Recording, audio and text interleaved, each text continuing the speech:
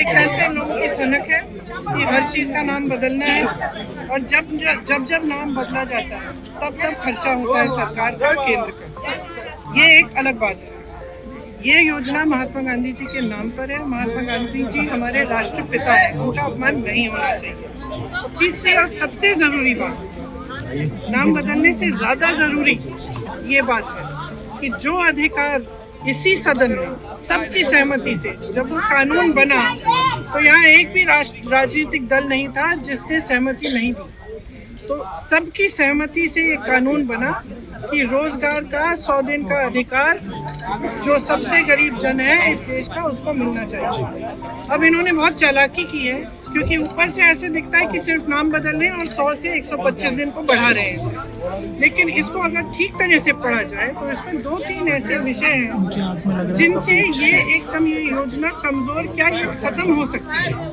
और मैं आपको समझाती हूँ कि ये क्या है ये विषय। सबसे पहला कि इन्होंने 100 से 125 दिन की बात की है, लेकिन कमाई को बढ़ाने की कोई बात नहीं की है। आज अगर आप किसी भी प्रदेश में जाएंगे, आपको पता चलेगा कि जो मनरेगा का बकाया अभी मिला नहीं है। तो जहाँ जाएंगे मजदूर यही कहते हैं कि अभी हमें पैसा नहीं मिला है। तो आप उतना पैसा नहीं दे पाए हो। केंद्र पहले 90% केंद्र की जिम्मेदारी होती थी कि केंद्र पैसे देगा। आज उन्होंने इस विधेयक से ये चाहते हैं कि वो कम हो जाए। तो जब वो कम होगा तो प्रदेश को देना पड़ेगा।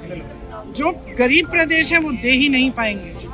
इतना भार, इतना बोझ पड़ जाएगा उनकी अर्थव्यवस्था पर कि वो दे ही नहीं पाएंगे। जब दे नहीं पाएंगे तो क्या होगा? योजना खत्म हो जाएगी। दूसरी बात, आज जो गांव में काम होना है वो कौन तय करता है, कौन निर्धारित करता है? ग्राम प्रधान, पंचायत में निर्धारित होता है वो, और उसके लिए पैसे वहीं पे भेजे जाते हैं। अब क्या होगा कि केंद्र में निर्धारित होगा। अरे केंद्र में यहाँ पे दिल्ली में बैठे हुए इन लोगों को क्या पता कि आपको कौन सा कुआं चाहिए, आपको कौन सी दीवार बनानी है, आपको किस चीज़ की मरम्मत करनी है, नहीं पता चलेगा। और इससे क्या होगा कि जो अधिकार आपने पंचायतों को दिया था, पंचायती राज द्वारा जो 73वां जो कानून था, संशोधन था, उसके तहत जो आपने अधिकार दिया था वो भी खत्म हो जाएगा। इसका मतलब है कि आप केंद्र में आप सारी सत्ता चाहते हो, आप ये निर्णय लेना चाहते हो कि कितना पैसा किसको कब भेजेंगे, किस काम में जाएगा, आप ये निर्धारित यहाँ केंद्र में करना चाहते हो। प्रदेश को आपने सारे पूंजी की जिम्मेदारी दे दी कि भाई तुम ही लगाओ इसमें पैसे। और जो पंचायत में है, जो गांव में है, उसका क्या होगा?